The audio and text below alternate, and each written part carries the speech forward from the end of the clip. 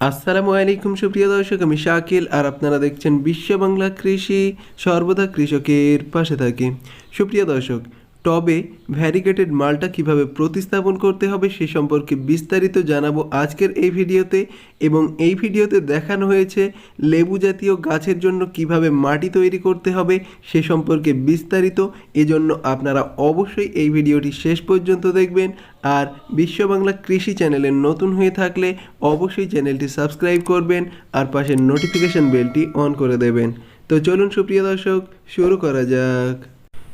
সুপ্রিয় দর্শক, শুরুতেই দেখে নেব মাটি তৈরির পদ্ধতি। আমি 4 টব মাটি তৈরি করব, এই জন্য প্রথমে 2 টব নিয়েছি জৈব সার।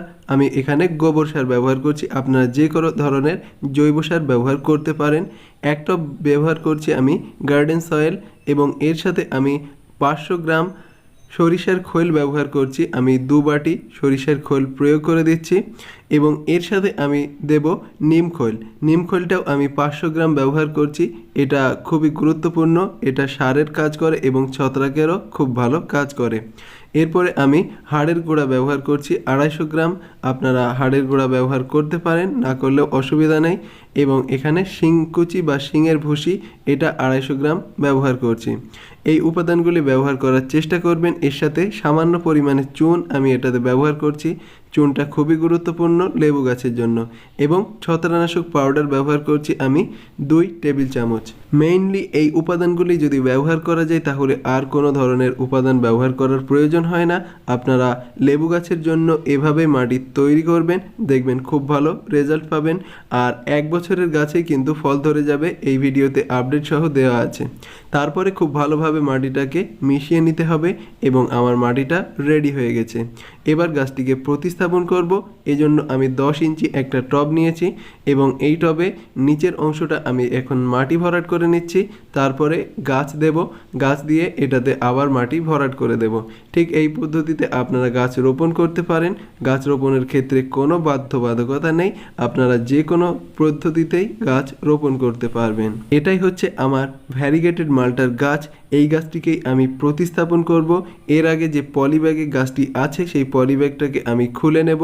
এদিকে লক্ষ্য রাখতে হবে পলিব্যাগ সমেত কখনোই গাছ রোপণ করবেন না, তাহলে গাছের গ্রোথ ভালো হবে না। এজন্য পলিব্যাগটা খুলে তারপরে গাছ রোপণ করবেন। আপনারা অবশ্যই এই বিষয়টা জানেন, তবুও আমি আপনাদেরকে জানাচ্ছি। যদি কোনো নতুন বাগানি থাকে তাহলে খুব ভালোভাবে বুঝে যাবে। গাছটিকে আমি খুব ভালোভাবে বসিয়ে নিয়েছি। এবার আমি এটাতে মাটি ভরাট করে দেব। আপনারাও এই পদ্ধতিতে গাছ রোপণ করতে পারেন। গাছ রোপণ করার পরে এটাতে পানি প্রয়োগ করতে হবে। আমি আপাতত গাছটিকে রোপণ করে নিচ্ছি। সুপ্রিয় দর্শক, এই ভিডিও সংক্রান্ত আপনার যদি কোনো মতামত থাকে তাহলে অবশ্যই কমেন্টে জানাবেন, আমি দ্রুত রিপ্লাই দেওয়ার চেষ্টা করব। আলতোভাবে চেপে আমি মাটিটাকে বসিয়ে নিচ্ছি। বসিয়ে নিলেই এটা কমপ্লিট। এরপর এটাতে পানি প্রয়োগ করতে হবে। যখন প্রথম গাছ প্রতিস্থাপন করতে হবে তখন একটু বেশি মাত্রায় পানি প্রয়োগ করতে হবে, এবং আমি এখানে বেশি মাত্রায় পানি প্রয়োগ করে দিচ্ছি যেন টবের উপর থেকে নিচ পর্যন্ত পৌঁছে যায় মাটিটা। এদিকে আপনাকে লক্ষ্য রাখতে হবে। আমার এই গাছটিতে পানি প্রয়োগ করা শেষ হয়ে গেছে। এবার আসছে আপডেটের পালা। 1 বছরের মধ্যে এই গাছে ফুল চলে এসেছে, আর সেই ফুল থেকে ফলে সেট হয়ে গেছে, যেটা আপনারা দেখতে পাবেন। সুপ্রিয় দর্শক, এই গাছটিকে আমি মে মাসে রোপণ করেছিলাম, এবং ফেব্রুয়ারিতে এটাতে ফুল চলে এসছে। আর সেই ফুল থেকে ফল সেট হয়ে গেছে। আমি ভ্যারাইটি টেস্ট করার জন্য, অর্থাৎ ফলটির স্বাদ টেস্ট করার জন্য আমি এই ফল দুটি রেখে দিয়েছি, কিন্তু গাছের গ্রোথটা খুব ভালো হয়েছে। আপনারা টেস্টের জন্য রাখতে পারেন, এবং এই ফল দুটি কেটে দিলে সবচেয়ে ভালো হতো, কিন্তু আমি ভ্যারাইটিটা টেস্ট করার জন্যই এটা মূলত রেখে দিয়েছি। সুপ্রিয় দর্শক, গাছটির গ্রোথটাও খুবই ভালো। আপনারা এইভাবে গাছটি প্রতিস্থাপন করতে পারেন, এবং 1 বছর পরে এই গাছটি আবার রিপোর্টিং করতে হবে, অর্থাৎ ফল হারভেস্ট করার পর গাছকে প্রুনিং করতে হবে এবং রিপোর্টিং করতে হবে।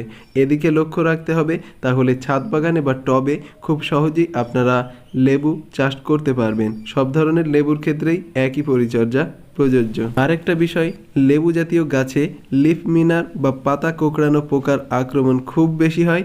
এই জন্য আপনাকে 15 দিন অন্তর অন্তর লেবু গাছে ছত্রাকনাশক এবং কীটনাশক প্রয়োগ করতে হবে, তাহলে এ ধরনের বা কোনো ধরনের সমস্যা দেখা দেবে না। এটা আপনারা অবশ্যই ট্রাই করবেন। সুপ্রিয় দর্শক, আশা করি এই ভিডিওটি আপনাদের ভালো লেগেছে। ভিডিওটি ভালো লাগলে অবশ্যই লাইক করবেন এবং চ্যানেলটি সাবস্ক্রাইব করতে মোটেও ভুলবেন না। ধৈর্য ধরে ভিডিওটি শেষ পর্যন্ত দেখার জন্য আপনাকে অসংখ্য ধন্যবাদ। থ্যাঙ্কস ফর ওয়াচিং বিশ্ব বাংলা কৃষি।